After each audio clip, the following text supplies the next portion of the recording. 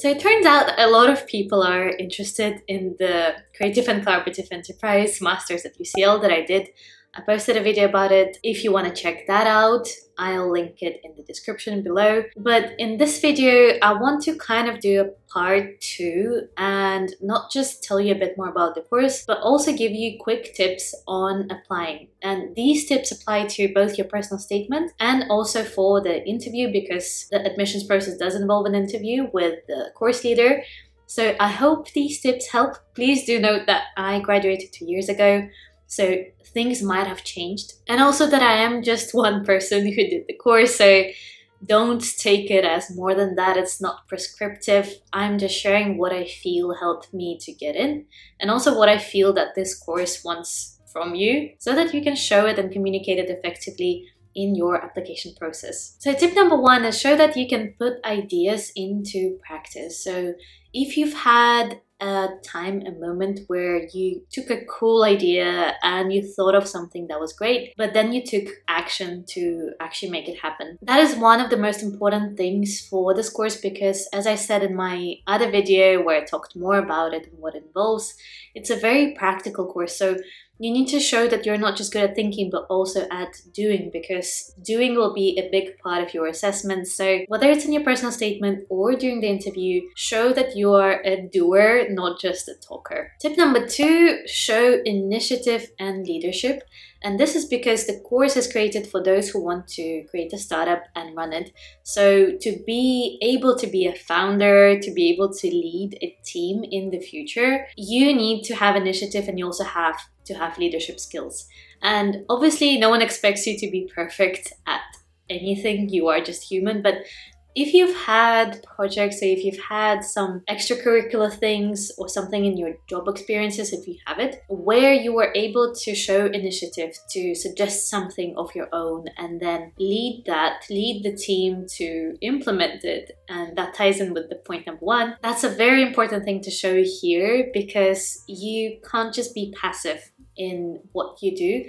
You have to show that you are active and you are able to bring something up, to put something on the table and suggest it, because that's an essential skill to have if you are to go into entrepreneurship. Tip number 3 is show that you have a life. Again, I've talked about this in my other video too, but I think with any university, but particularly with this course, it's important to show that you're not just a study nerd, as amazing as that is, and I would often describe myself as that.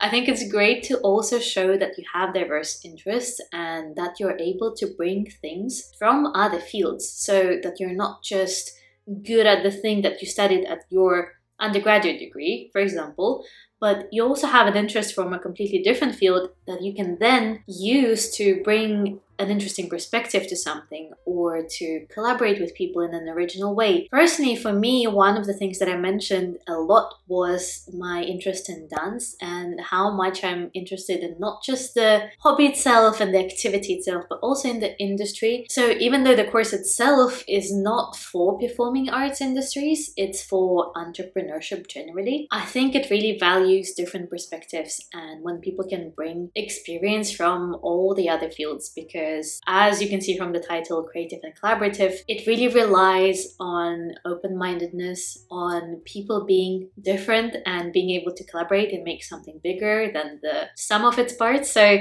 if you're able to show that you have interests outside of your studies and how they can help you to contribute more to the course, I think that will be at a huge advantage for you. Number 4 is show that you have experience of the real world, of the industries that you're interested in. Again, this does kind of rely on you having had that experience in some form, but I think you can also really stretch what you've done before to show that. So if you have had a job, that is a great way to show that you've experienced the industry, if that is the one that you want to create your startup in. But equally, even if your idea is outside of the experiences you've had, you can show how your experience of the real world, whether through volunteering or through work or through just extracurricular stuff, how that gave you an insight into what it means to actually work within that space and how to create a business, how to run a business. you've definitely encountered a lot of businesses in your life. So showing that understanding of how it all works on the inside, in the back end, let's say, of businesses that you interact with in daily life, that's a very valuable thing to have. Final number 5 is again quite specific to this course, and it's your ability to experiment, to adapt, to be open-minded, to pivot when you need to.